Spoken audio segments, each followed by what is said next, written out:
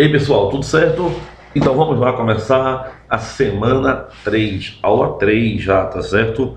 Hoje a gente vai ter uma aulinha de propriedades gerais dos compostos orgânicos. Então pessoal, olha, o portal aqui da academia, na parte lá da pasta de Gustavo Holanda, já tem material para vocês, tá certo? Desde a primeira semana. Então tem as aulas em PowerPoint, já tem curiosidades, de cada aula eu botei uma curiosidade e também estou colocando um pequeno resumo da teoria. Então pega lá, tá certo? Então vamos lá. Questão 1, ele diz assim: a fórmula de um alcano é CnH2n mais 2. Pessoal, o que é isso? Vem comigo aqui. CnH2n mais 2 é para dizer a todos nós que se eu tiver, por exemplo, 5 carbonos, então N vale quanto para mim? 5. Então eu vou ter quantos hidrogênios? 2 vezes 5, 10, mais 2, 12. Então a fórmula seria C5H12. Se aqui fosse 4, C4H, 2 vezes 4, 8, mais 2, 10. Então C4H10. Ou seja, nos alcanos, a quantidade de hidrogênio é o dobro mais 2 da quantidade de carbonos. Então, coloca aí no teu material. A quantidade de hidrogênios é o dobro mais 2 da quantidade de carbono. Legal? Então, pessoal, bora lá. Aí ele diz assim: neste caso, a massa molecular do alcano em função de N é de aproximadamente quanto? A questão foi bem mais tranquila do que a gente imagina, tá certo? Vê bem como é tranquilo de fazer essa questão. Ele chega aqui e diz a gente assim, ó: qual é a massa molecular do carbono? Quanto é que vale o carbono? Carbono vale 12. Aí você deve estar pensando: pô, Gustavo, eu vou ter que decorar esse negócio. Não. Ele vai ter que dar. Carbono vale 12. Então 12N mais. Quanto é que vale hidrogênio? 1. Ele vai dar, vai, claro, é obrigatório, tá? Ninguém é obrigado a decorar, não. 2N mais 2. Aí ele pergunta assim, ó: neste caso, a massa molecular do alcano em função de N será quanto? 14N, 12N mais 2N mais 2. Na verdade, 14N mais 2. Legal da questão? Então, quando você procura isso, você encontra na letra D. Tá legal, pessoal? Então, a questão é exatamente isso mesmo que você está vendo, tá bom? Ele quer saber, ó, carbono vale quanto, Gustavo? 12, hidrogênio vale 1. Eu só substituí, ó, né? CN, mas aqui, ó, CN igual a H2N mais 2. Então, em função de N vai ser o quê? N vezes 12, 2N mais 2 vezes 1, que é o valor que estamos para o hidrogênio. Legal? Então, acho que a primeira questão, ela não deixou nenhuma preocupação em você. Outra coisa, ele poderia ter perguntado para você assim, ó. Pessoal, ele poderia ter lhe perguntado se qual o alcano que a massa molar é igual a 72. Por exemplo. Então, aqui, ó, você tem carbono, N mais CN mais 2N mais 2. Então, botaria 12N mais 2N mais 2 igual a 72. 14N igual a quanto? Passa para cá. 70. Quanto é N? 5. Então, se N é 5, ó, qual é a fórmula? C5H12, só para provar. Legal? Então, pessoal, essa é a questão 1, uma questão para a gente acelerar o nosso processo iniciando hoje, ó, uma questãozinha bem legal. Então, letra D de desejo. Questão 2. Essa questão é muito boa. Ele diz assim, ó: a capacidade poluidora de um hidrocarboneto usado como combustível é determinada pela razão entre a energia liberada. Preste atenção. Lê a questão. A capacidade poluidora de um hidrocarboneto, por exemplo, combustível como a gasolina, querosene, óleo diesel, tá certo? Então, a capacidade poluidora de hidrocarboneto usado como combustível é determinada pela razão entre a energia liberada, o quanto ele libera de energia, e a quantidade de CO2 formada na combustão. Então eu vou ver quanto ele liberou de energia e quanto CO2 ele produziu na reação. Combustão é uma reação de queima que libera CO2 se ela for completa. Aí ele diz assim: a tabela abaixo apresenta a entalpia padrão de combustão de 4 hidrocarbonetos. Então ele está me dizendo que o octano libera 5.440, o hexano 4.140 e por aí vai. Aí tu vai dizer: mas Gustavo, eu não sei, eu nunca vi isso ainda, não sei. Calma. Logicamente, agora a gente vai lhe dar a fórmula. Veja, o primeiro que ele fala é o octano. Octano é C8H18. Tá certo? Mais O2 vai dar CO2 e água. Certinho? Então, se ele tem 8 carbonos, ele libera 8 mols de CO2 para poder balancear a equação. Certo? O hexano é C6H14. Se tem 6 carbonos, então o que acontece? Libera 6 mols de CO2. O outro é o benzeno C6H6. Você vai ter que saber isso no futuro, mas sem estresse. Então também libera 6 mols de CO2. E pentano C5H12 mais O2, liberando 5 mols de CO2. Então, pessoal, eu tenho que fazer a razão entre a energia liberada e a quantidade de CO2 que ele produz na reação. Isso que está dizendo é a questão. Ó. Capacidade poluidora de hidrocarboneto usado como combustível é determinada pela razão entre a energia liberada e a quantidade de CO2 formada. Então, fazendo isso, basta eu dividir essas energias que ele está dando aí pela quantidade de CO2 liberado em mol. Vê, peguei, ó, octano libera quanto? 8 mols. Hexano, 6. Benzeno, 6. Pentano, 5. Então, como ele me dá o dado da questão, eu faço o quê? Olha aí na tua tela, eu divido, pô. Então, qual é a energia liberada pelo octano? Foi dado 5.440. Divido pela quantidade de CO2, ó, 8 mols. Então, achei 680. Depois, hexano, qual foi a quantidade liberada? 4.140. Gustavo, esse sinal negativo, por que ele some? Porque está em módulo, porque é energia, pessoal. Então, energia não tem sinal negativo. Não existe energia negativa, né? O que acontece é que o sinal negativo é para dizer que a reação está liberando energia, que é uma reação exotérmica. Legal? Então, libera 690. No terceiro, o dado, ele me diz que foi 3.270. Aí eu divido pela quantidade de CO2. Ó.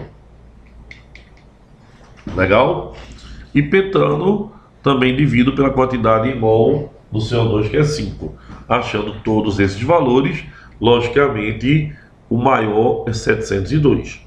Então, conclusão, o pentano, né, tem a maior razão. Logo, resposta pentano, letra D de desejo de novo. Só um detalhezinho se você não entendeu. Na questão, você só precisaria ter atenção nisso. Ó. Por exemplo, se o cara foi esse rapaz aqui, se fosse esse aí, quantos CO2 eu ia ter? Vai, me diga. Aqui eu tenho 4, então aqui eu teria 4. Legal?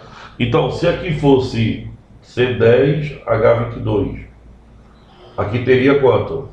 10 CO2. Tá certo? Então, pessoal, é para balancear a equação. Legal? Para a equação ficar balanceada.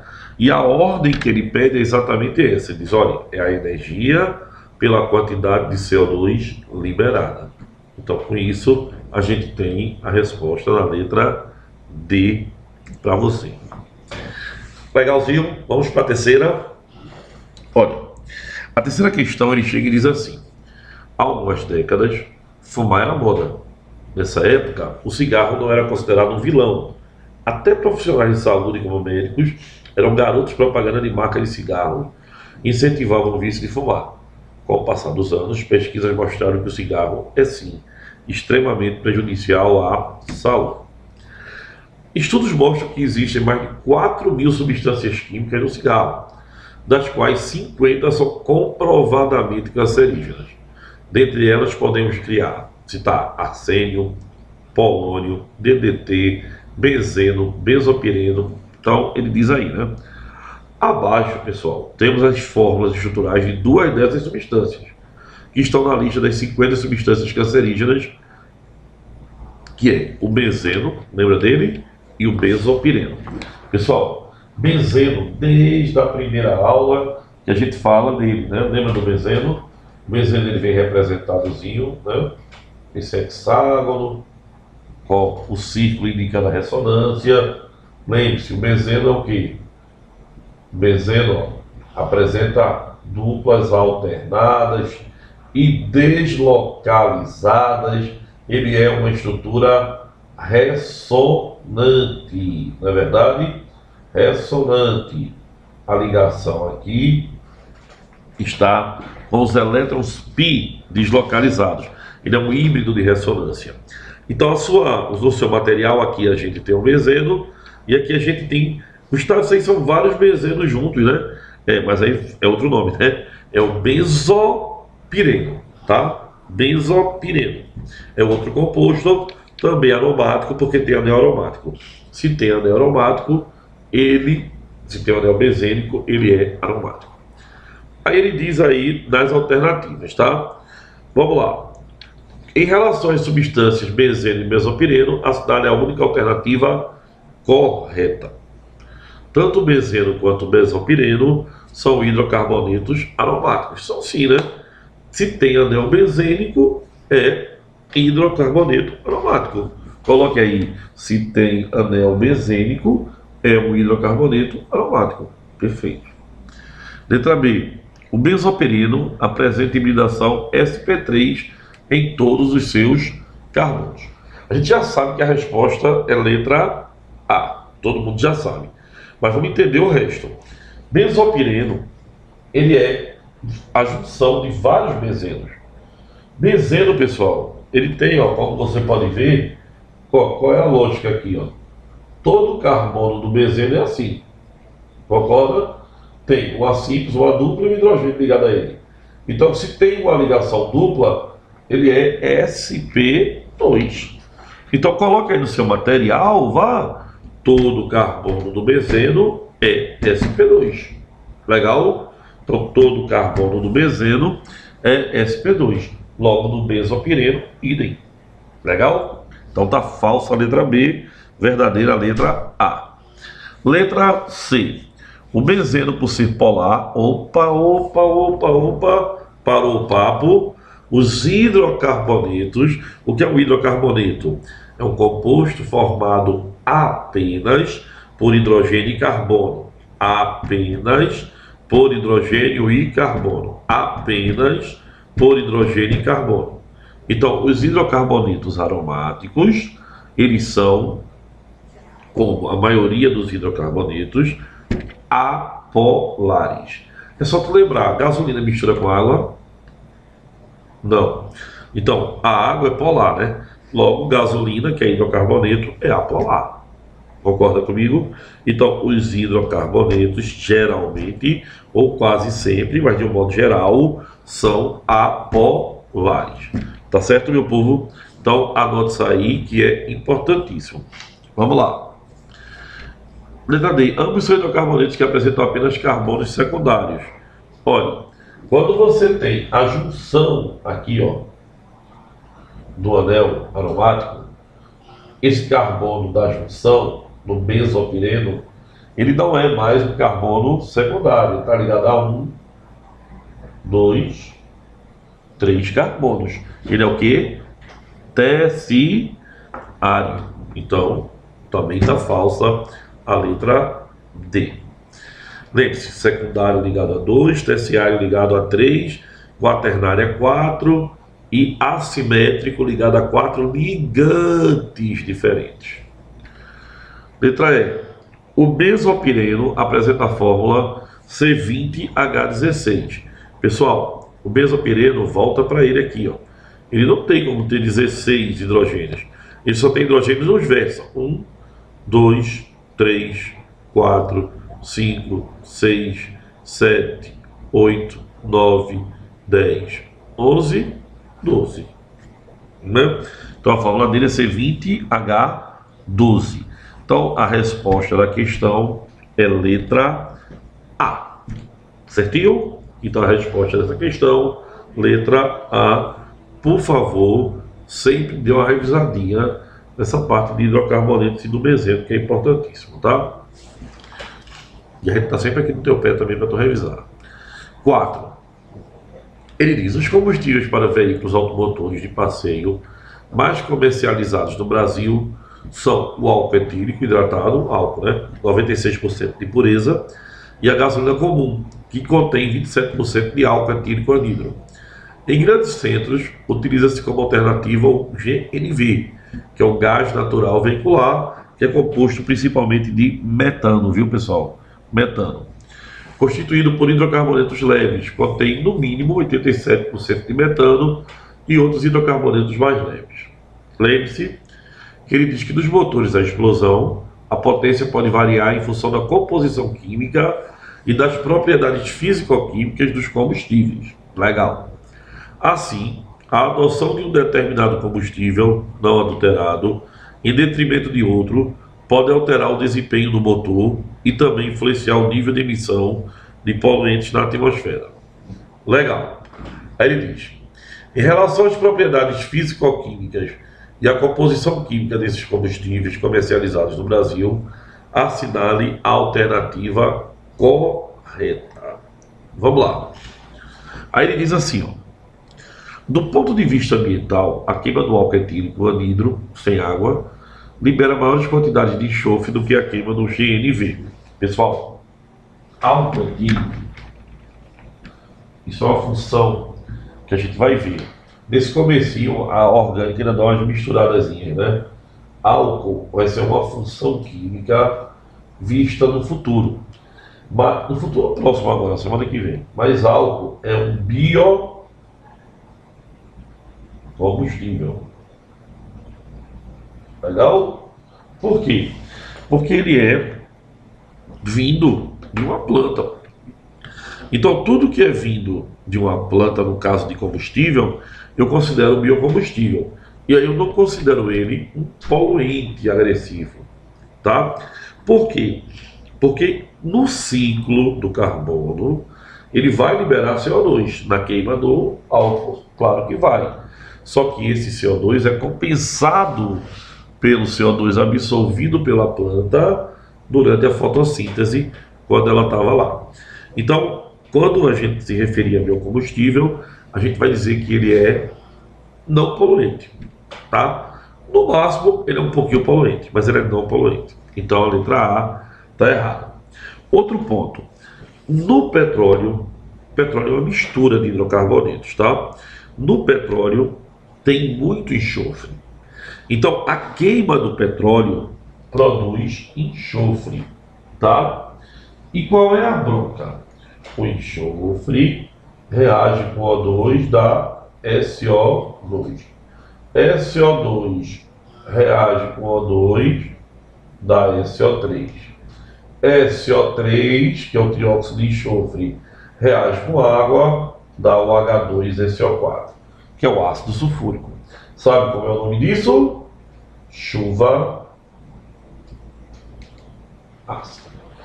Então é altamente perigoso, altamente poluente. Legal? Então vamos lá. Em uma proveta são misturados gasolina comum não adulterada e água. Após a mistura ser agitada na fase superior, haverá gasolina pura e na fase inferior água, álcool etílico anidro. Vê, pessoal, não existe gasolina pura, tá certo? Agora, o volume que ele coloca aí, a gasolina contém 27% de álcool, tá certo? Está aí no material da gente, na sua composição. Então, de 50 ml dela, 13,5, que é 27%, será álcool. Quando você mistura, 36,5 ml será gasolina, e a gasolina é menos densa.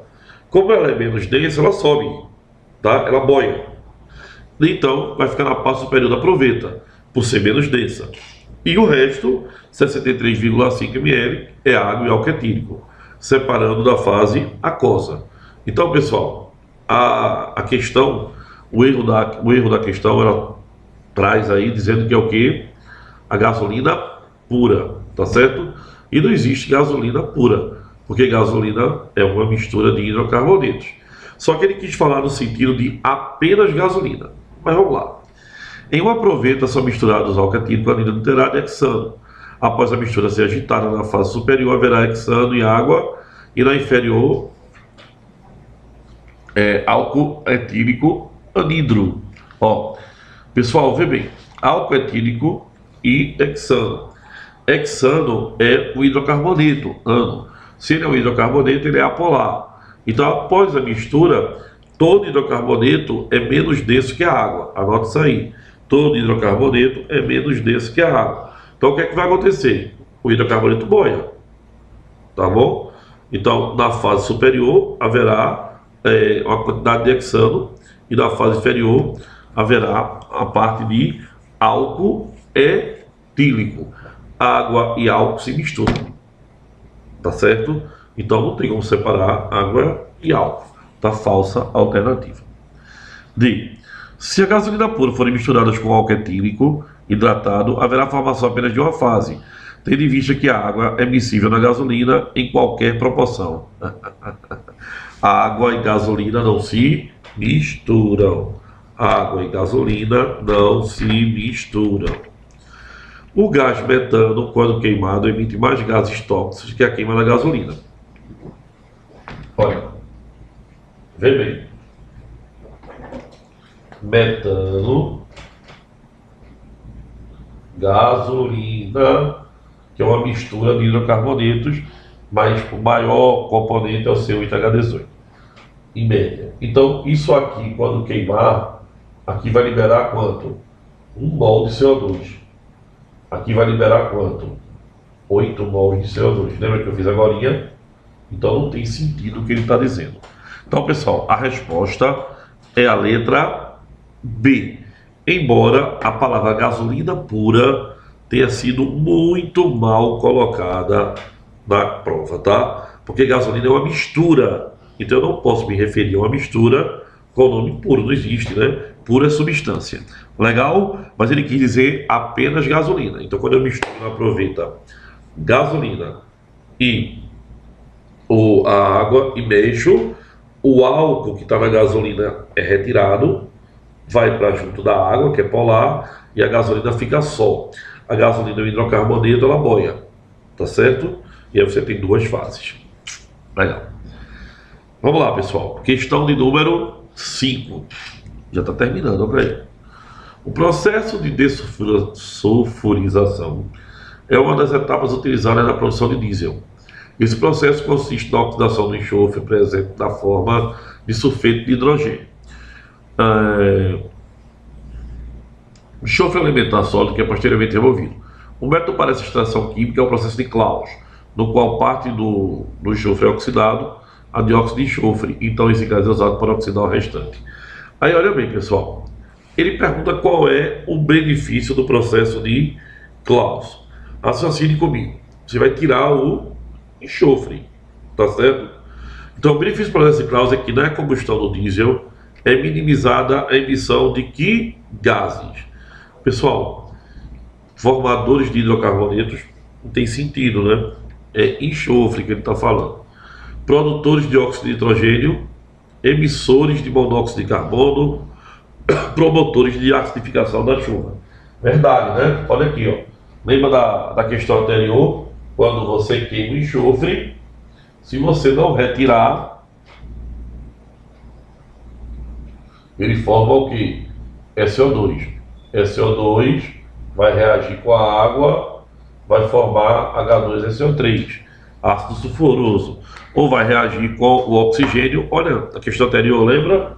Eu posso pegar o SO2, reagir com o oxigênio, vai dar o quê? SO3.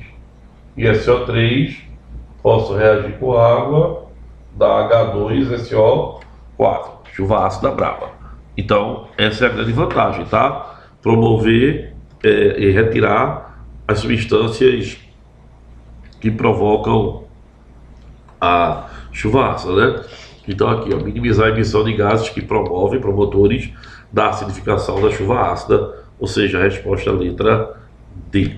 Pessoal, espero que vocês tenham entendido, que tenha ficado bem claro tudo, tá? Mas se não ficou, você nos procure, estamos na nossa arena, sempre tirando dúvidas de vocês com o maior prazer e batendo papo. Legal, pessoal? Então, beijão e até a próxima semana, se Deus quiser, tá? Tchau, pessoal.